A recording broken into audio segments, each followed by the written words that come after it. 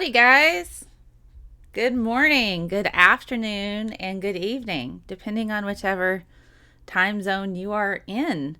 Today, what's up? Let me say hi to people in the chat. We already got a busy chat going. If you notice, I've updated some things in my little picture here. We have some new merch. The beatings will continue until the science improves. If you've ever been in grad school, you can sympathize with that. So how are you guys doing? What's up? We were doing pretty good. Hello, Exiled, Immutable Destiny, Critical Cripple, Microbloganism, Tony Designs. Hey, guys. Donnie Magic Dust. Hello on Periscope. So I stream to multiple platforms, Twitch, YouTube, DLive, as well as Facebook. And, so here in Periscope. So that's awesome. So today we're having a bit of a coffee chat. We're going to talk about, Liz, you like my mug?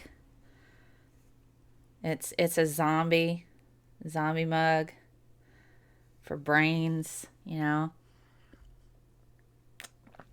So I have some really nice coffee in here and out of my zombie mug. So it's a green. I wonder who chooses the colors of what a zombie is supposed to look like. I think Frankenstein was originally green, but did we get the zombie colors from Frankenstein, I wonder?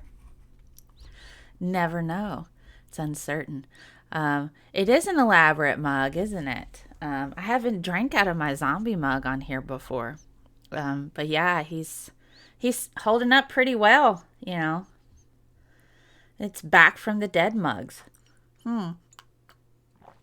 Anywho, so welcome to the show, guys. Hello, Titan Uranus.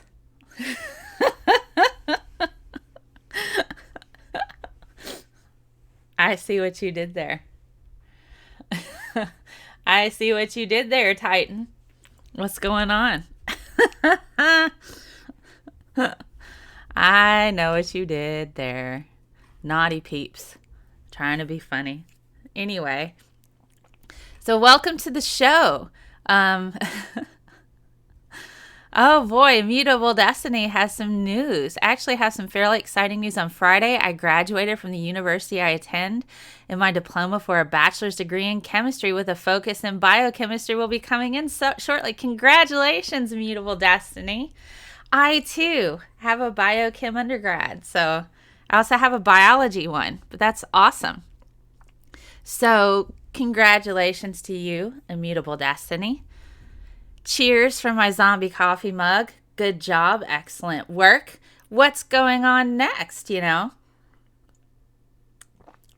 Math Pig. Math Pig is here. I will be on 2 shows next Tuesday.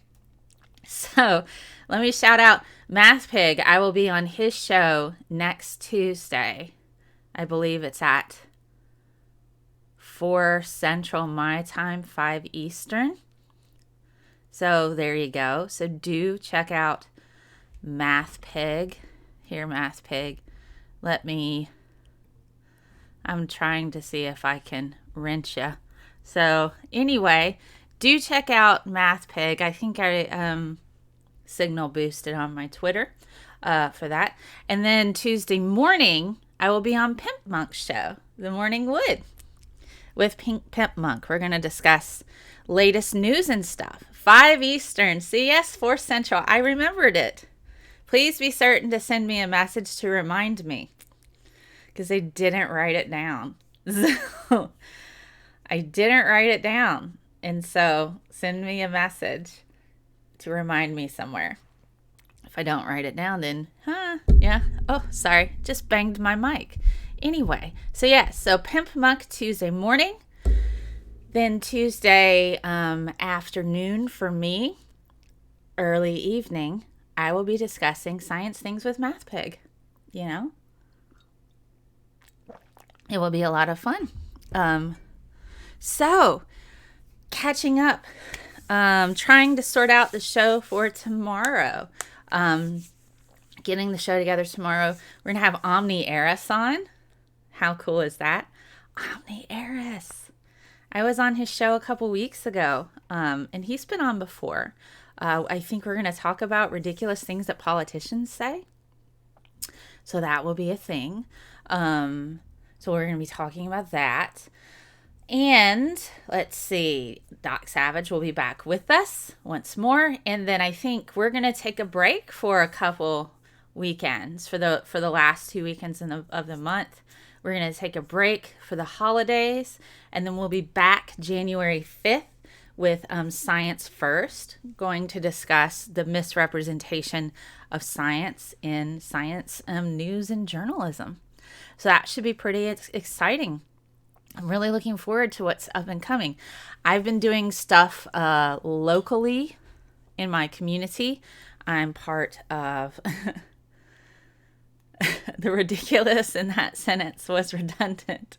Was it though? Okay, that's all right. Anywho, so locally, I've been doing a lot with a science education group. There's a nationwide, and no, it's actually worldwide organization called Taste of Science. And I'm part of the local division of that.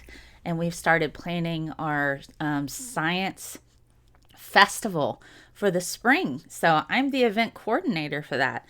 So it's going to be really, really exciting. I'm nailing down venues. We're going to have, we're sorting out the theme right now. So it's pretty exciting times. Hello, Mr. Shadow Kitty. What's up? What's up? How you doing? So I'm pretty excited about what's happening in my local community, and the things that I get to do.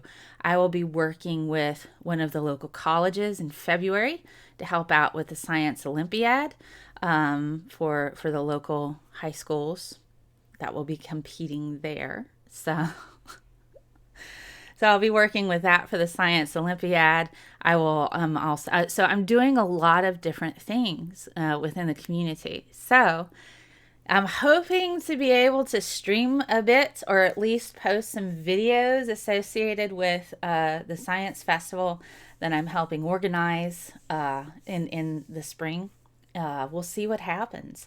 I know we have a comedy night planned for that Thursday evening, so might even have a little bit of Worldacity on that comedy night at that spring festival. Going to see if I can't work in a mini show, a little mini Worldacity show, and have it like with a live audience.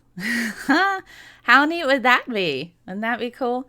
So I'm doing a lot within my community as well as doing this here, and so I'm excited. I'm excited to be doing so much good work. It's amazing.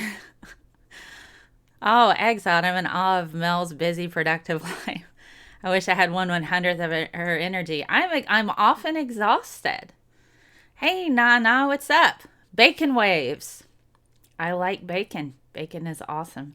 I'm often exhausted. And I need to start exercising again. Because that's quite, that helps with the energy. So hopefully I've put a little section of my house. I have a treadmill and some weights. It's just a matter of getting the gumption going. You know what I mean? Need to just do it. As the Nike says, all hail Nike. Just do it. All right. No wonder you're exhausted. I do stay pretty tired. I do have a day job as well. I have a day job as well. So, boom, boom, boom. Busy me is busy. But anywho, getting back to it, if you haven't gotten any Christmas gifts yet, you can check it out. I have some stuff here. Have a new graduate student series called, it's grad students. The beatings will continue until the science improves. I have all kinds of stuff. Wake and bake with ScientistMel. Good times. That's right. I did eat breakfast already, so you know, how how are you? Oh, Nana, autocorrect. That was a really strange autocorrect, wasn't it? Oh, goodness. So what are we doing today? You guys want to know what we're doing today? I figured I could probably start with something kind of funny. I get a lot of hate sometimes on the internet, of all things. Who'd have thought? So I who'd have thought? But last night I got blocked by somebody. I only mentioned this just one time. I think it's Dave Rubin. I criticized Dave Rubin, and he blocked me because he was making fun of somebody putting pronouns in their bio. Don't really make fun of people like that. That's not nice. And then he blocked me. Oh my goodness. People are weird, aren't they? They get upset over the smallest things, and you're like, okay. But anywho, it doesn't help that your fingers are all cut up. I'm sorry. I'm sorry your fingers are cut up, Nana. I hope you feel better soon. You're late to the group. Welcome to the club. Yeah, I know. Apparently Dave Rubin blocks often that without even engaging. So that's all right. I get it. Sometimes I block people just because of, their behavior. So I understand. So one of the first things that I want to kind of talk about, I've pulled up. I really like the National Science Foundation. You can go here and click on the latest news from research, which is pretty neat. So we can go through here. Discovery may lead to osteoporosis treatment. There's so much stuff that we can dig through today. But I think this was last week, I believe. Whaling and climate change. We talked about the penguin sex book last week. That's a thing. Graphene, the more you bend it, the softer it gets. Who'd have thought? Oh, goodness. He could just mute people. Yes, I mute people often. I do. Let's see. Microplastics. There's all kinds of stuff that we could kind of go through. But what I think might be really nice, let's see. I think what might be really nice is to kind of check this out. Okay. So what I think one of the things that I really like about NASA is that they have lots of different tips, particularly if you're new to like stargazing. You can give this a go. I'm going to turn this up a bit. Let's watch a little bit of this and talk about it. Hopefully you can hear it. So, the Geminid meteor shower, that's coming up soon.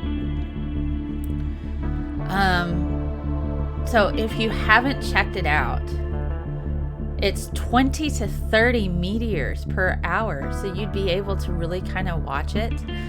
This might be like a fun thing, like a holiday thing to do with your family or friends. So 2 a.m. on December 14th in your time zone. Wow. Okay, so here we go. Circle the date, December 13th. That was yesterday. I missed it. This was posted 18 hours ago, so I thought this would be a lot sooner than that. Look at this.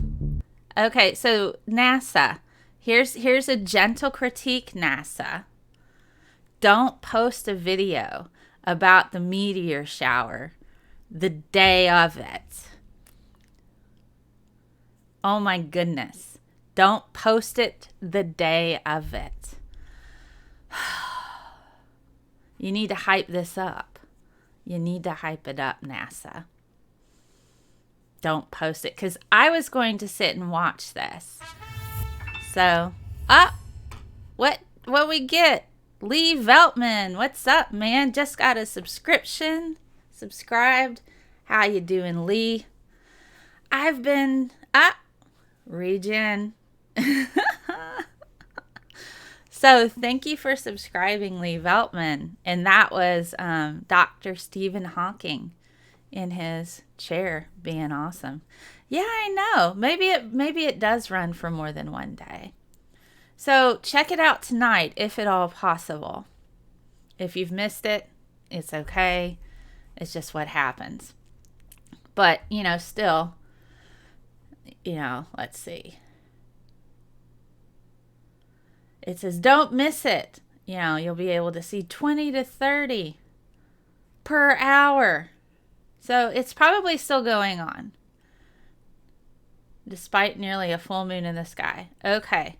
This is the best time to watch. Happened 2 a.m. in this time zone already. It's probably still going on. So check it out if you can. Go outside tonight. Try to find an area that has a minimal light pollution, if at all possible. That means out in a woodsy area, further away from the city, because it's kind of difficult. Also, tomorrow is the last day to earn Mel's Minions points for the current contest for the swag bag. I'll be pulling one of my action figure thingies, something from the back here, along with a mug. I have several mugs. I'm going to throw in a mug, some swag mug, and a t-shirt. And so that'll be shipped out to the person with the most Minions points. And then we'll reset. And if you've already won a swag bag, you'll have to sit out the next 2 times and give other people a chance. But, we try to be fair with all of that. But yeah, so here, check this out if you get a chance. Probably this evening might be the last time. Don't know when the cutoff is. Yeah. Don't really see when there's a cutoff. Alrighty. So if you want to learn more, go.nasa.gov 2T1LXR1. Don't know. It doesn't let me click on that link, but that's all right. Maybe there's one down here. 13th through the 14th. So let's see. So the Geminids. There you go. Constellation Gemini, approximately 120 meteors per hour. Okay. Due to nearly 24-hour broad maximum. 9 or 10 p.m. So it might have already happened. But maybe you can probably still see it tonight. Maybe that's a thing. Check it out if you can. If at all possible. Alrighty. So let's catch up on the chat. It said active. Awesome. Alrighty. Thank you, Microbloganism. Streamlabs is mad. Mad at Streamlabs. Goodness.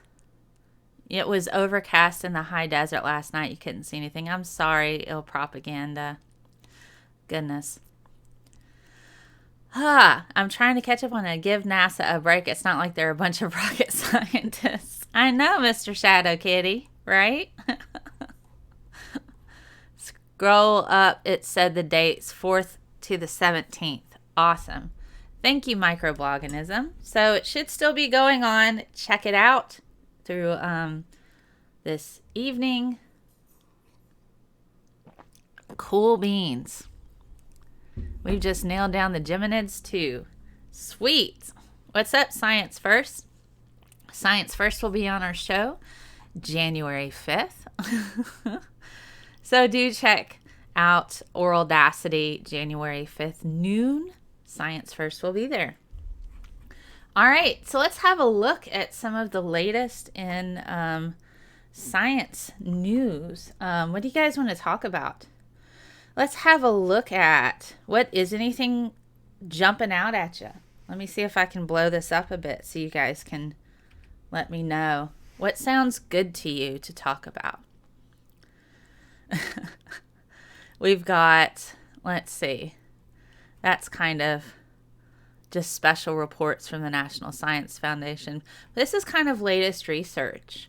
How do you cultivate a healthy plant microbiome, microplastics? Scientists show red queen evolutionary principle at work in microbes off Southern California. So that's a thing. What do you guys want to, what would you guys like to see? Discovery may lead to osteoporosis treatment. And one thing we didn't get to talk about last week, where is it? Geoscientists develop technology to improve forecasting of earthquakes. Red Queen, LOL, Resident Evil. That Red Queen. All right, I think I've got that pulled up over here. All right, so the evolutionary principle of the Red Queen leaves viruses and bacteria at a stalemate. Again, if you've not checked out the National Science Foundation, they really do have pretty easy to read versions of, it's very accessible science if you have a harder time with that. But they post all of their all of the different studies that they funded that have come out with publications. All right, so here's the concept. The Red Queen concept in biology means a species running fast in place just to keep even. And that's what we found in these microbial communities.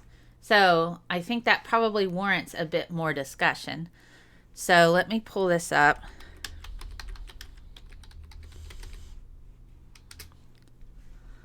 Alrighty, the Red Queen hypothesis. So here you go. If you're not familiar with the Red Queen hypothesis, let's talk a bit about that. It takes all the running you can do to stay in the same place through the looking glass. So essentially, a species continually needs to change in order to keep up with the competition with other species that don't have to continue to change. So this is a species that constantly has to adapt and evolve and change in order to keep up with the other species that are competing with it. This particular principle is important because it kind of tells us, it's used in, for example, with sexual reproduction, genetic diversity, how fast things can evolve.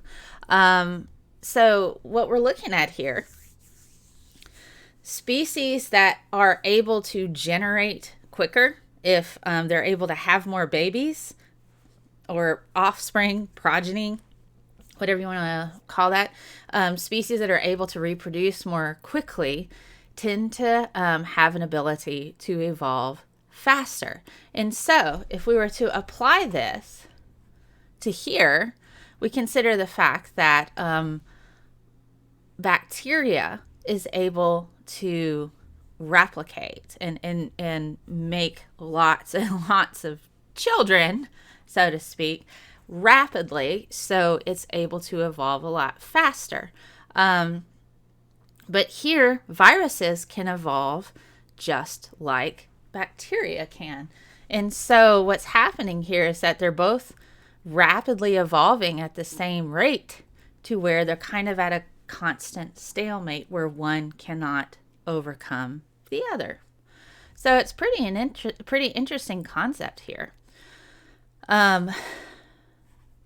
The microbes are running to stay in the same place, just like the Red Queen in Alice in Wonderland.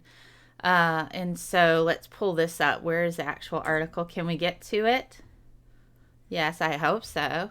Unless it's behind a paywall. Nature, you booger. Look at this. Okay. Nature microbiology. Long-term stability and Red Queen-like strain dynamics in marine viruses. All right, so let's look at this abstract to kind of break it down, because I don't have access to the paper. Go figure. Usually nature sometimes won't hide behind a paywall. So sometimes nature will not hide behind a paywall, but it is now apparently. Anyway, all right. However, virus community dynamics necessary for conceptual and mechanistic model development remains difficult to assess. Here we describe the long-term stability of a viral community by analyzing the metagenomes of near-surface 0.02 to 0.2 micron samples from the San Pedro Ocean Time Series. So they went through and they did genetic analysis. They compared the genomes of the different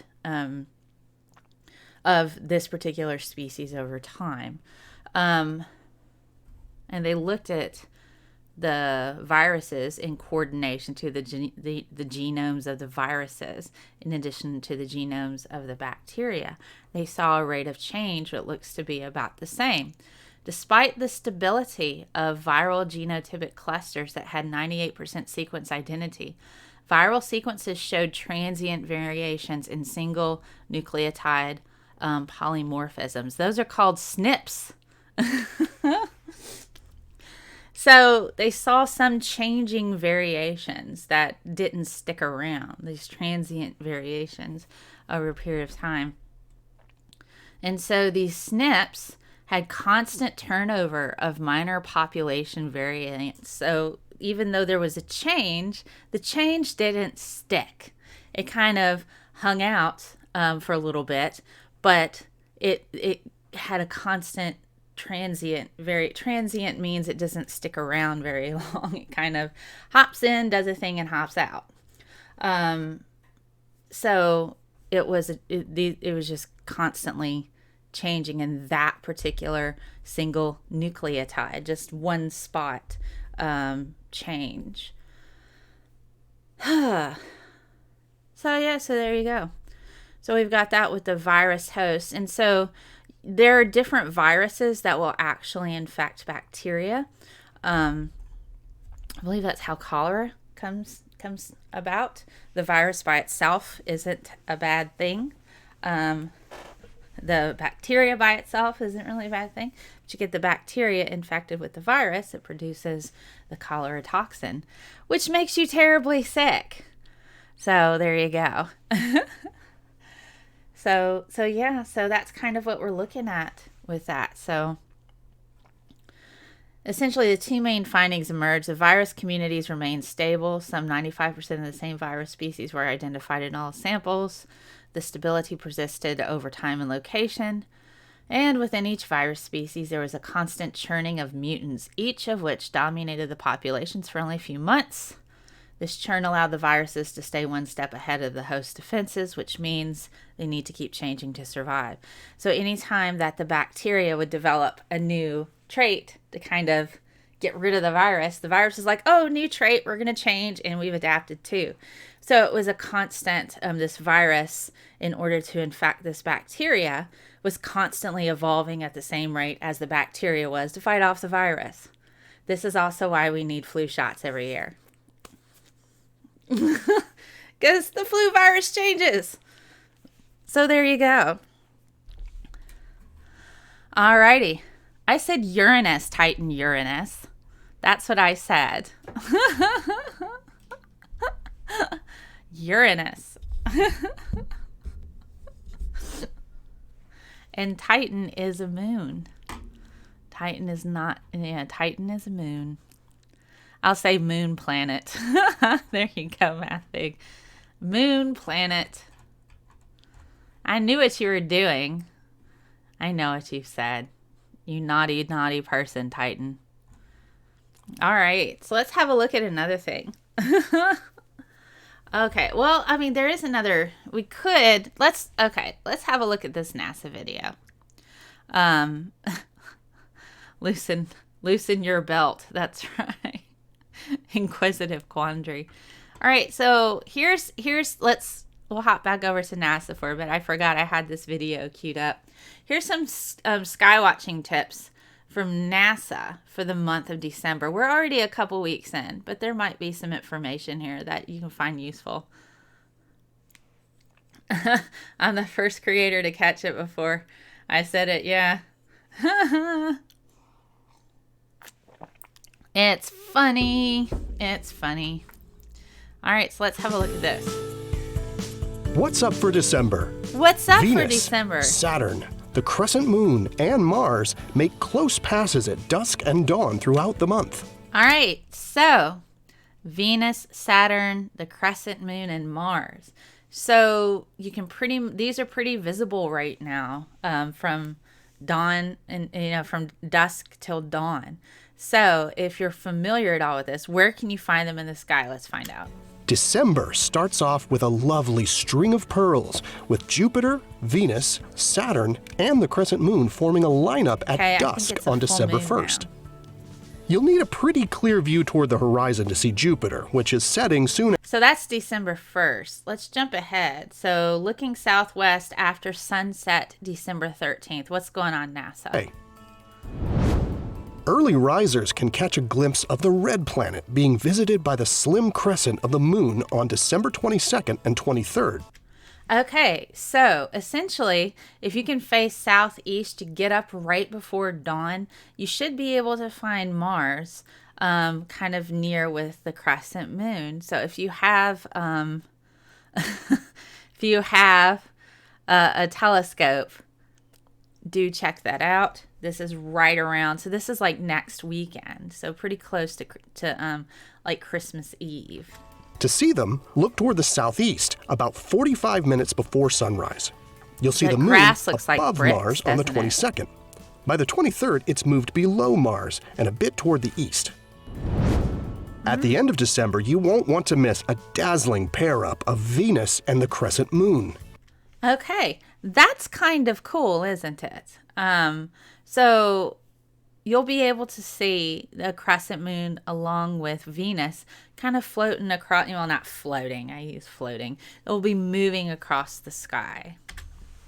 On the 28th, look low in the southwest sky at dusk to find Venus hovering in twilight just above a slim lunar crescent. NASA's space missions explore the moon and the planets of our solar system to answer fundamental science questions about where we... Well, we just have Angry Roach. Thank you for the $10 super chat. I need to pull that up. Wrong thing.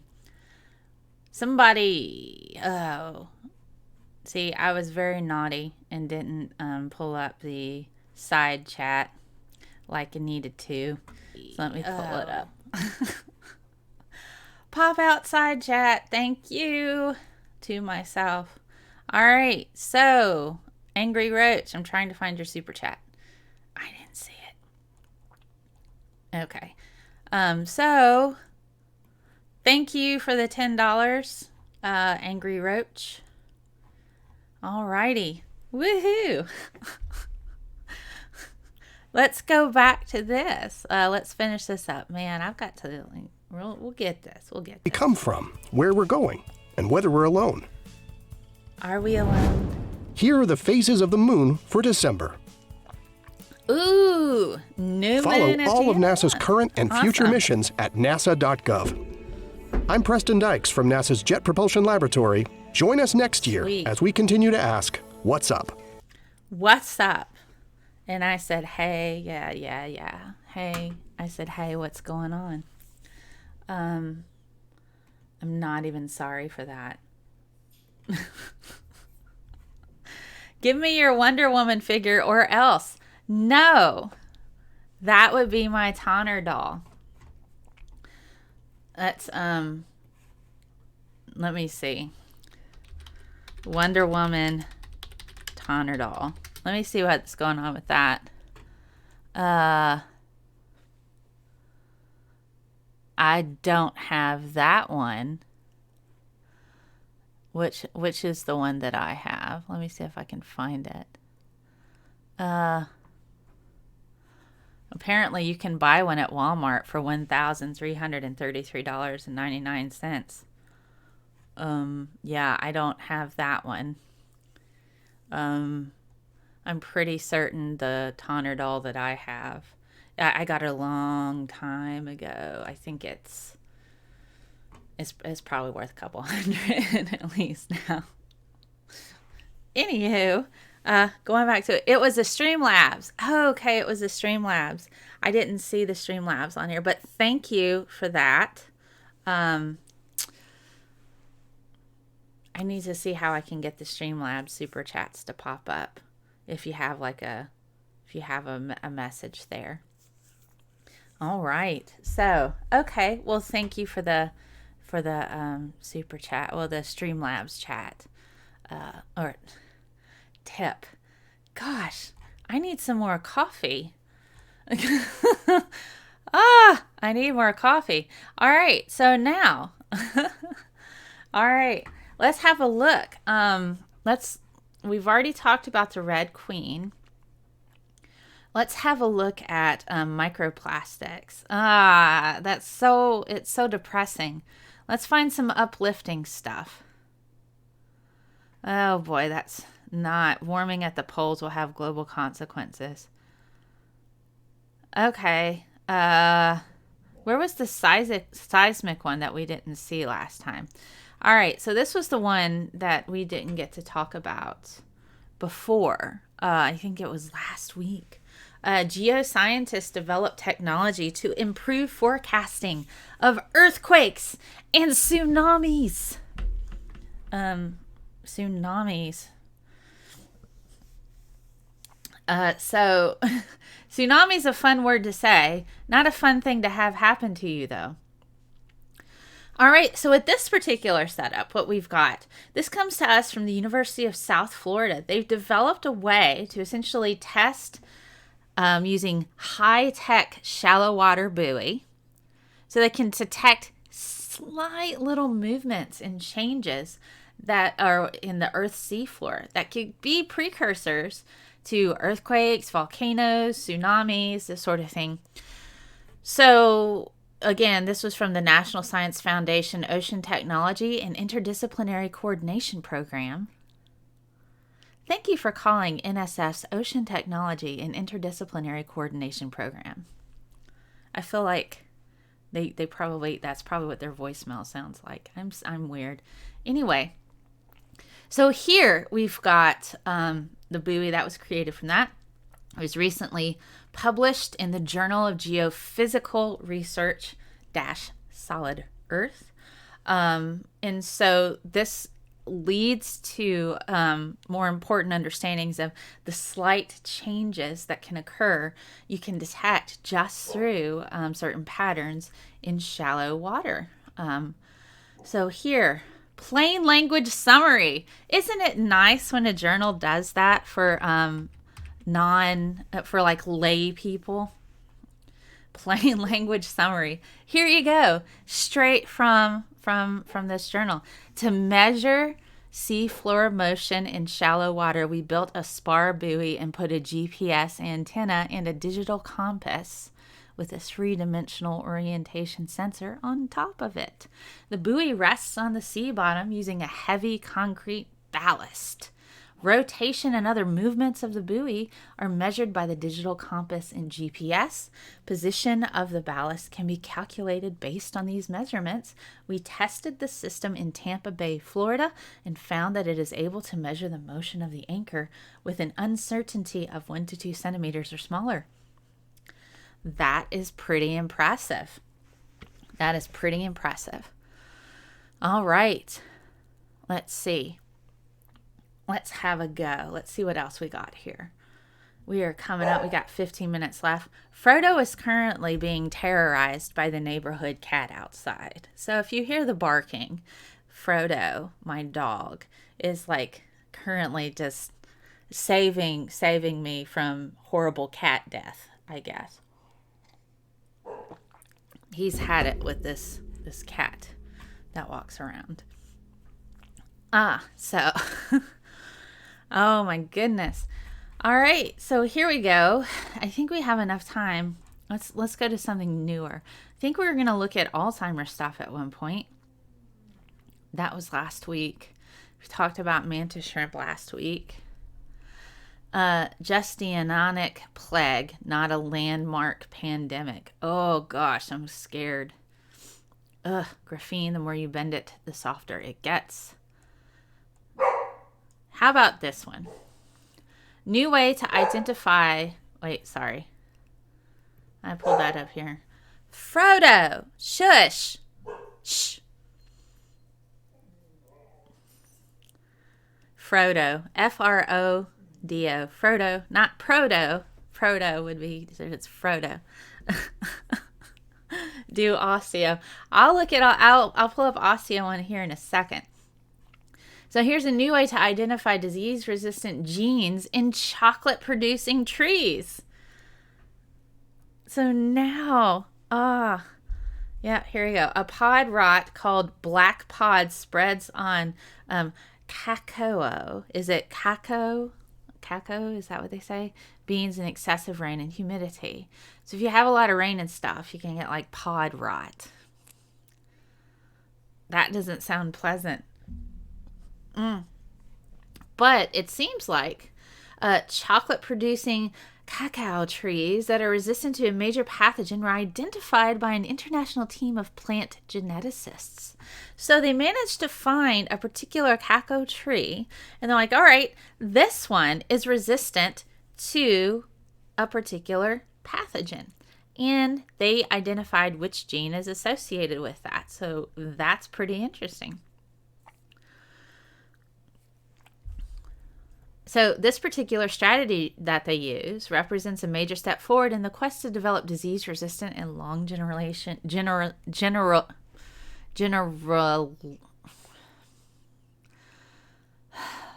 words are hard sometimes. Generational. I wanted to say generational. That's not even a word. Generational. Plants such as trees. So this particular method that they use, they want to be able to apply it to other plants, other types of trees, to where they can kind of see it show up to make them more resistant towards certain diseases. So what they did, they sequenced the genomes of 31 plants to discover high priority candidate disease resistant genes. Once we identify the resistant genes and their locations, we'll give that knowledge along with molecular markers to plant breeders.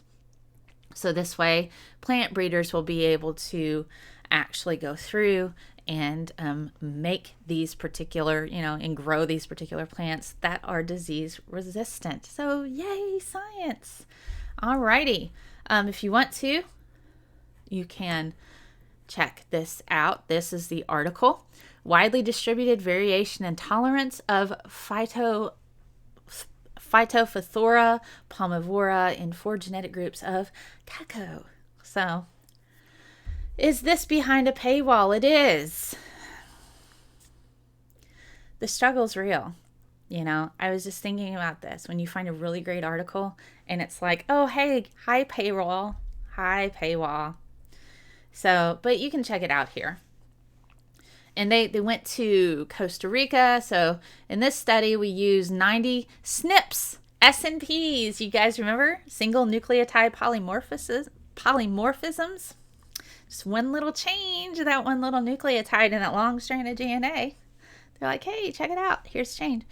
All right. So in this study, we use a 90 SNP array to verify genetic identity of a set of clones in the International Cocoa Collection at Katy, Costa Rica, and they assign clones into known genetic groups. So, fantastic work.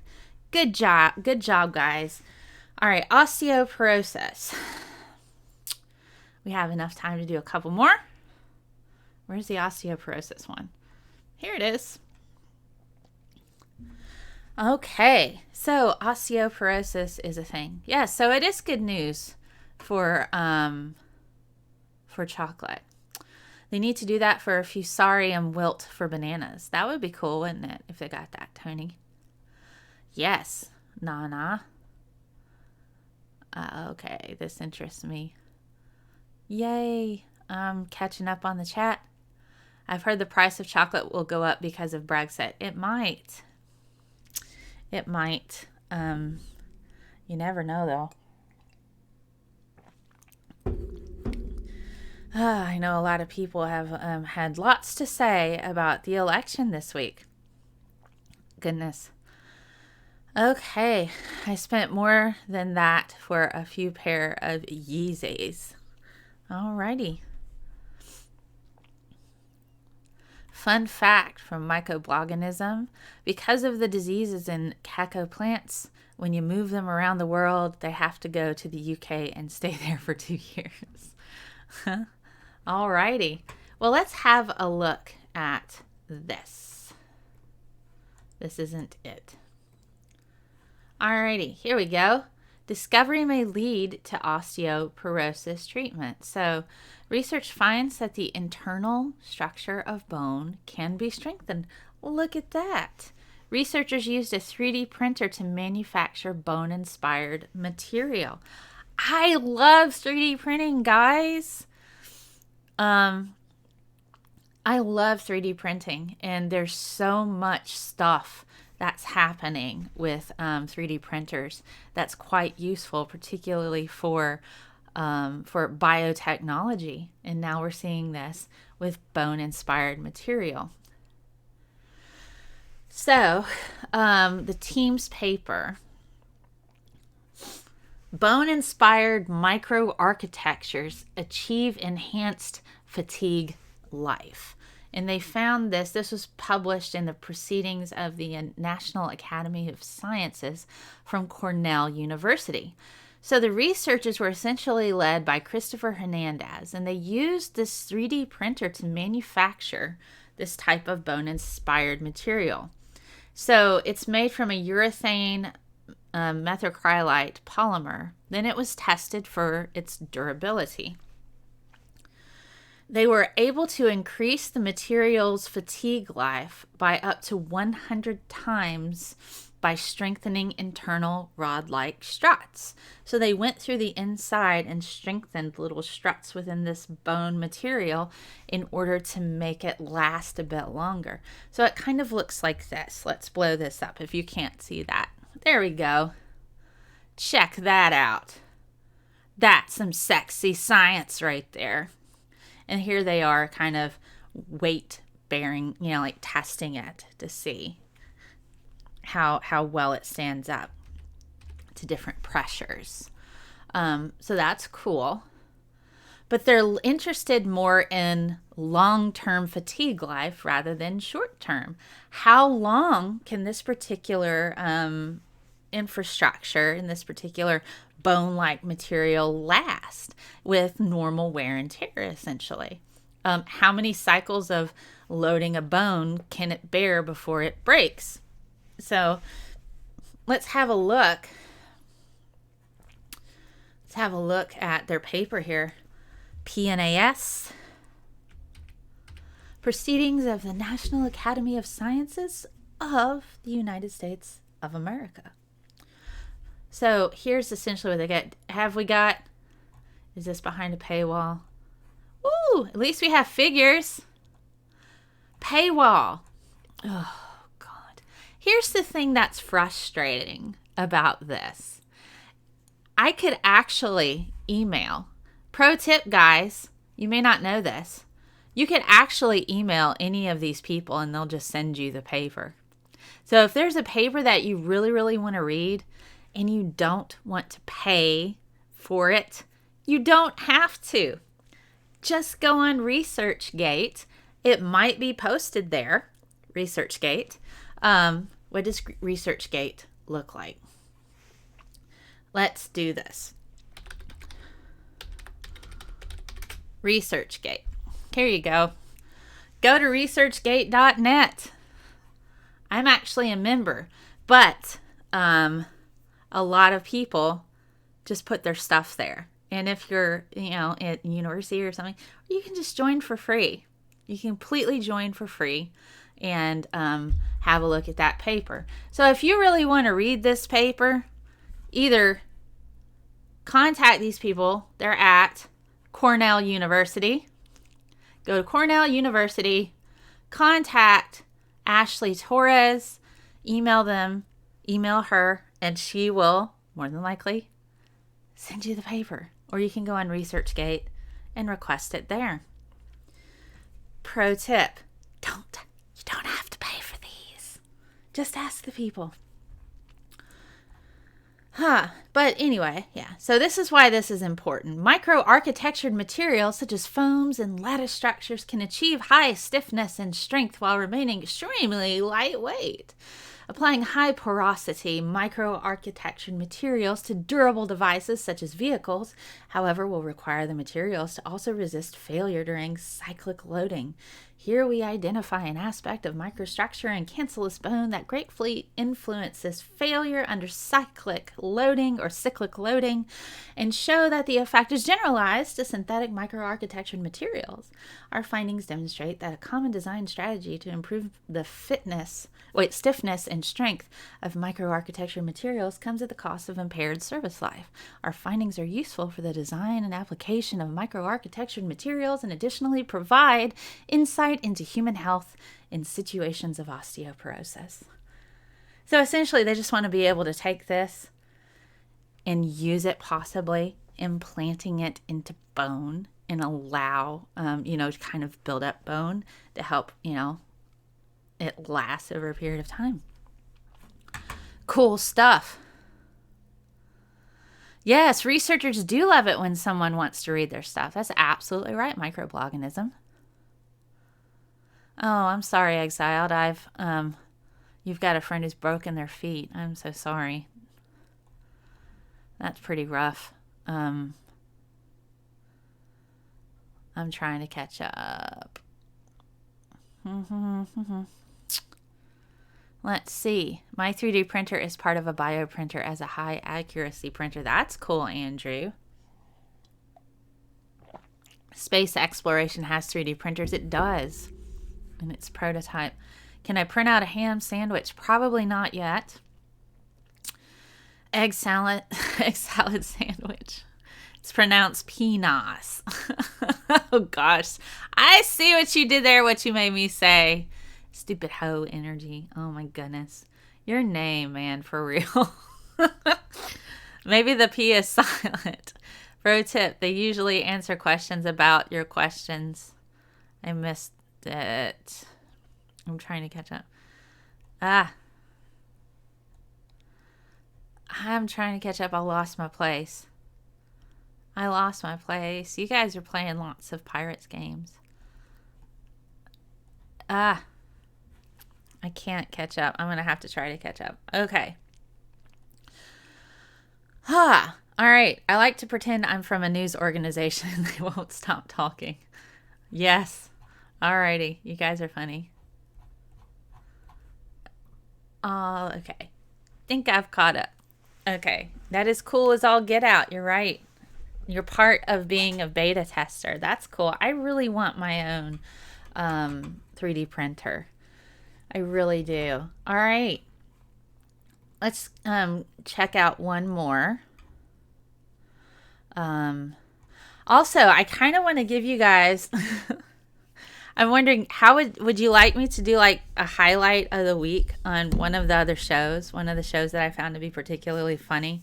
Like an Audacity highlight. I don't know if that's something you guys think is worth doing, or one of my favorite moments from the last show.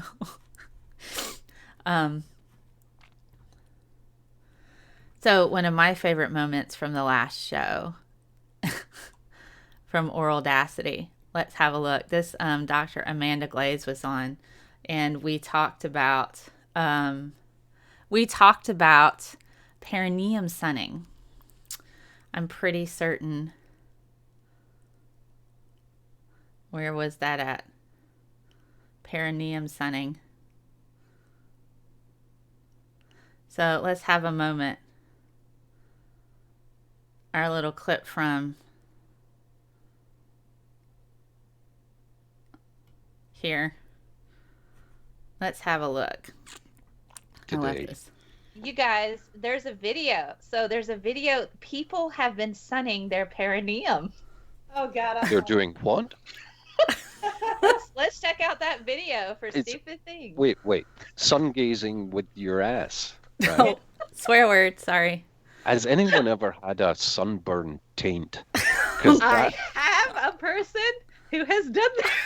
And there goes Amanda Glaze. Watch this video. She fell out of her chair. Person or a person who have done that? No. I have a celebrity who has burned his butt doing this, and we'll see that in a minute. But let's Mandy.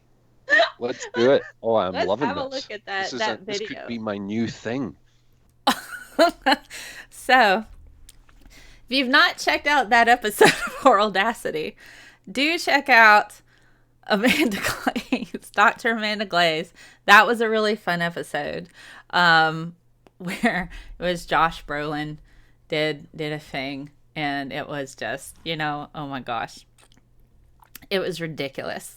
So do check out that episode of Audacity, and we'll be live again tomorrow at noon Central with Omni Eris. I believe we're going to talk about different things that politicians have said that are vastly incorrect about science. So Omni and Doc and I are going to tackle some of those things, and then you can play along with our challenge. Roswell will be back to deliver a challenge. We'll also have a fake commercial. If you guys haven't seen the fake commercials, let's pull up an example of that, because those are a lot of fun. I spent some time on my fake commercials. But here was one from Carol. This is from Karen. So let's have a look at this one really quickly, and then we'll sign off.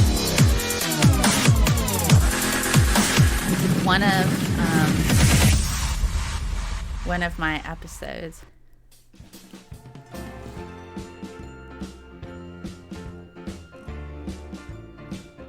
Cancer Woo. Hello, my name is Karen, and I want to give you an opportunity to join this awesome business that I've recently paid $100 to join. It's what we call a multi-level marketing type of thing. What you do is you give me $100, and then I give you access to all kinds of products that you can sell. Be your own boss. This particular company works in alternative medicines. It's called Cancer Working Out Options, or Cancer Woo. Isn't that nifty? So, we have all kinds of things like B17. We've got the supplies for Miracle Mineral Solution. Y'all know about B17. We have access to coffee enemas. All kinds of amazing treatments for your cancer.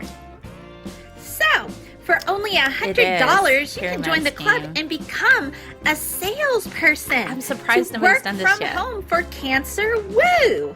All you have to do is dial 555-C-WOO. That's 555-C-WOO. And that will put you directly in line with me, and I can sign you up. Now, here's the other details. No particular medical training is required because none of these products have actually been, examined by the FDA. So we just sell them as supplements. So you don't have to worry about any of that. You can have Cancer Woo parties at your house. So invite everybody. Be certain to send out lots of Facebook invites because we know that's highly effective.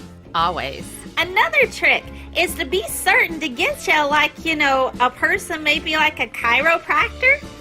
I have a couple people that I know that kind of want to sell certain things like CBD oil and stuff, So go around to different chiropractor places. Don't worry about, don't go to oncologists. They'll kind of turn you away. Yeah. So that wasn't a good experience. Karen's not doing a great job with her business, guys. So take control of your life and be your own boss. Be an armchair scientist if you want, even with no medical training whatsoever. And, sell supplements and recruit other people to sell stuff for you too. It's multi-level marketing, so be certain to get lots of people on your team. That'll be important. So, be you and sell Cancer Woo. 555-C-WOO. Yeah. There you go. So Sundays at noon Central. Check out Audacity. Do you have it? We do. So those commercials are aired on my Audacity show with Doc Savage, part of Savage Institute. So tomorrow, check that out. So we'll be it'll be awesome. I can't wait for tomorrow's show. Got to get things together for that. But this has been awesome, guys. I've had a great time chatting with you with these things. I just had a genius idea. Hello, Gerald. What's up? I had a genius idea. A woo sampler includes a crystal, some essential oils, distilled water, the most powerful homeopathic medicine ever produced. Oh, God. The Audacity. Yes, it's called Audacity. And Doc and I created that show based on the Audacity. And so have to give props to Hannibal and Monty for the Audacity. We use a clip of that for our show every Sunday for our stupid things section. So I guess I could bring that up really quickly. So let's have a look at that. Last thing, guys. Last thing. Here's the Audacity, because why not? My name is Gina. You got the Audacity. You're going to jail. You got the Audacity. My name is Gina. You got the Audacity. That's all I got to say. You got the Audacity. I sold $3,000. You got the Audacity. You got the Audacity.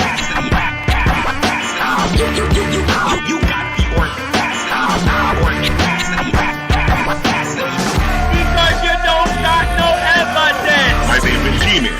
My name is Gina. So do check out Audacity on Sundays at noon.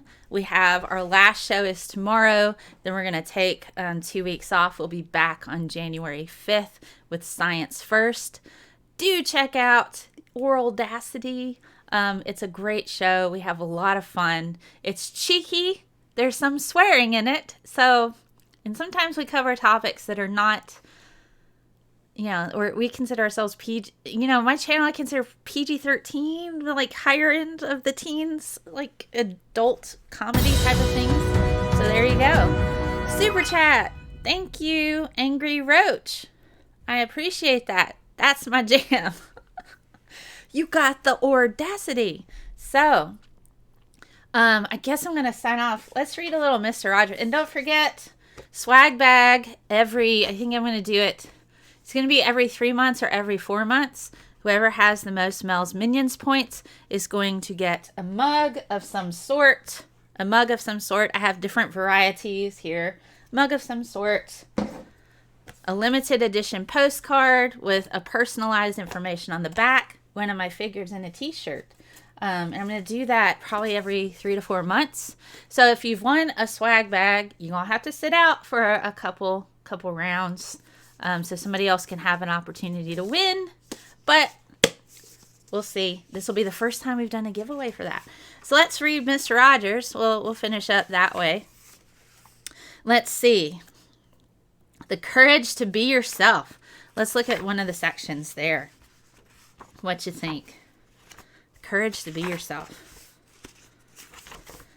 Let's just pull a little quote. All right, here we go. Some days doing the best we can may still fall short of what we would like to be able to do. But life isn't perfect on any front. Well, thank you, stupid whore energy. Your takedown of Tommy Hall was epic. You should debate more often. I will think about it. There are very, very few channels I will appear on for the debate-oriented kind of things due to the high levels of toxicity that are within the viewers.